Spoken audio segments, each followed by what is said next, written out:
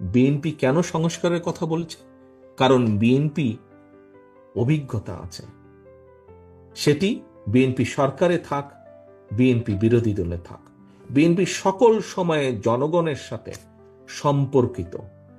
হতে পারে আমাদের বিভিন্ন সীমাবদ্ধতা আছে, কিন্তু আমরা সকল সময় চেষ্টা করি জনগণের সাথে থাকতে, জনগণকে সাথে রাখতে। সে কারণেই আমরা কষ্টের সময়, নির্যাতনের সময় আমরা সংস্কারের কথা বলেছি। কারণ আমাদের অভিজ্ঞতা দিয়ে, সবকিছু দিয়ে আমরা অনুধাবন করেছি, অনুভব করেছি যে এই দেশের মানুষের ভাগ্যের পরিবর্তন করতে হলে সংস্কারের প্রয়োজন আছে। ক্ষেত্র বিশেষে বিভিন্নভাবে সংস্কারের প্রয়োজন আছে।